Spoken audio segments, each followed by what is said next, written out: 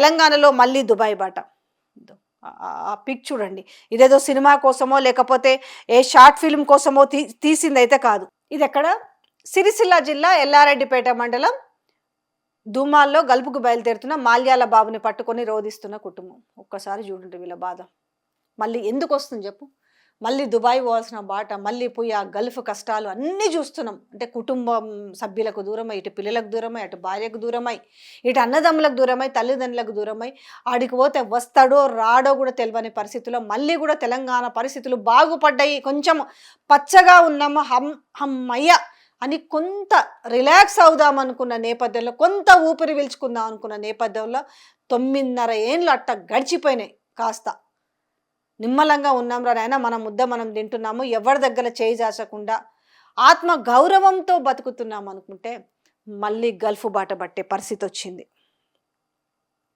అవ్వా ఇల్లు పైలం, ఇక పల్లెల్లో వెళ్ళదీసుడు కష్టమే. ఈడనే బతుకుతామని 10 ఏళ్ళు ధైర్యం ఉండే, ఇప్పుడంతా తెరలమర్లైంది. పొలానికి నీళ్ళు ఇస్తలేరు, భరోసా వస్తలేదు, ఇంటి పట్టున ఉంటే అప్పుల పాలవుడే. కన్నీళ్లతో గల్ఫ్ బాట పట్టిన యువకుడు. రైతు భరోసా లేదు, నీళ్లు లేవు, కరెంటు లేవు. బొంబాయి, దుబాయ్, బొగ్గుబాయి. ఉమ్మడి రాష్ట్రంలో తెలంగాణ బతికిదే. రాష్ట్రం ఆవిర్భవించాక వలస వెళ్లిన పల్లెలన్నీ మళ్ళీ కలకల్లాడినాయి. ఉత్తర తెలంగాణలో గల్ఫ్ గోస తగ్గింది. రివర్స్ వలసలతో పాలమూరు మురిసింది.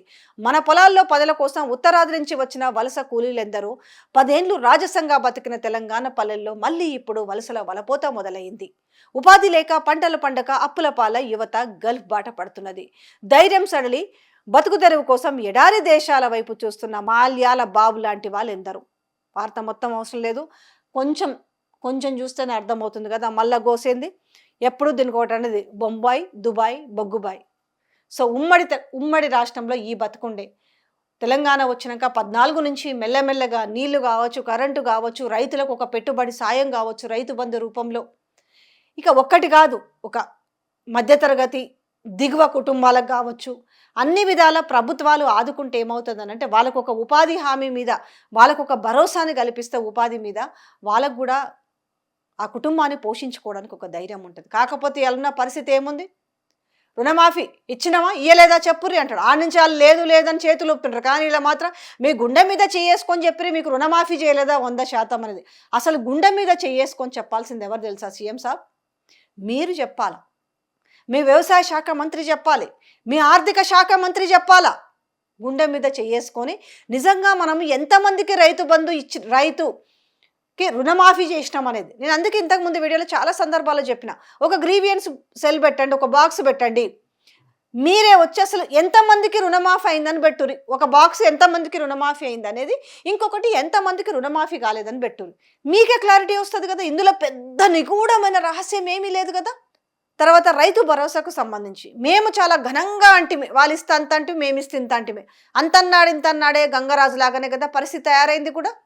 ఏ రకంగా కూడా ఒక కుటుంబానికి, ఒక పేద కుటుంబానికి ఏ రకంగా కూడా ప్రభుత్వం నుంచి ఒక భరోసా లేకపోతే మళ్ళా సేమ్ ఉమ్మడి ఆంధ్రప్రదేశ్లో ఏం జరిగిందో అదే జరుగుతుంది కదా. గొప్పగా మహిళలకు 2,500 అంటివి, రైతు భరోసా అనంటివి, కౌలు రైతులకు అనంటివి, రైతు కూలీలకు అంటివి, ప్రతి వడ్ల గింజకి బోనస్ అంటే ఆ రోజు సన్నాలు ఇవని చెప్పలేదు. ఇవన్నీ ఎక్కడ చెప్పిరయ్యా అంటే సాక్షాత్తు వరంగల్ రైతు డిక్లరేషన్ సభలో, అది రాహుల్ గాంధీని పెట్టుకోనే కదా చెప్పిండ్రి. అంటే రాహుల్ గాంధీ కూడా ఇట్లానే తయారైండ్రు. అందుకే దేశంలో రాహుల్ గాంధీని ఎవరు నమ్మటం లేరా? ఆయన ఒక్కసారిగా ప్రధానమంత్రిని చూద్దామనుకున్న కాంగ్రెస్ వాళ్ళంతా దేశవ్యాప్తంగా ఇవాళ రాహుల్ గాంధీ చెప్పిన మాటలే నిలబడతలేవంటే ఇంకా ఏ రాష్ట్రంలో ఉన్నవే ఇప్పుడు 3 రాష్ట్రాల్లో ఉన్నారు, ఈ రాష్ట్రంలో ఉంటారో ఊడతారో కూడా తెలియని పరిస్థితి. ఈ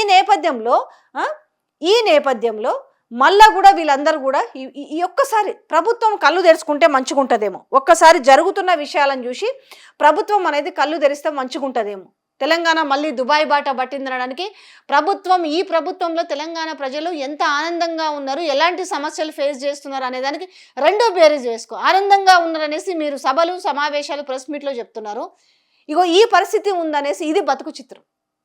ఇప్పుడున్న బతుకు చిత్రం, తెలంగాణ బతుకు చిత్రం. ఇందులో ఉన్న సమస్యలలో చూడండి. ఒకటి నేను 5 వార్తలు చూపిస్తాను మీకు. ముఖ్యంగా ఇందులో ఇది రైతుల జీవితం ఏంది, రైతుల పరిస్థితి ఏంది, నీళ్లు లేకనే పరిస్థితి ఇందులో కనిపిస్తుంది. దానికి రిలేటెడ్గా బతుకు చిత్రం కనపడుతుంది. మళ్ళా బతుకులు ఎట్లయినాయి అనే దానికి మళ్ళీ దుబాయ్ బాట. ఏ పేపర్లో చూసుకుంటే మీకు ఇట్లాంటి వార్త. నేనేం పేపర్లను ఇక్కడ పొగడాలన్న ఉద్దేశం కాదు. ఈరోజు నేను మీ ముందు పెట్టడానికి ఏందనంటే అయి సమస్యలు ఒక్కసారిగా చూస్తే ఇట్లా పేపర్ చూస్తారే కళ్ళకి మళ్ళా నీళ్ళు వచ్చే పరిస్థితి కనపడుతుంది. తెలంగాణలో ఏ రకమైన పరిస్థితులు ఉన్నాయనడానికి.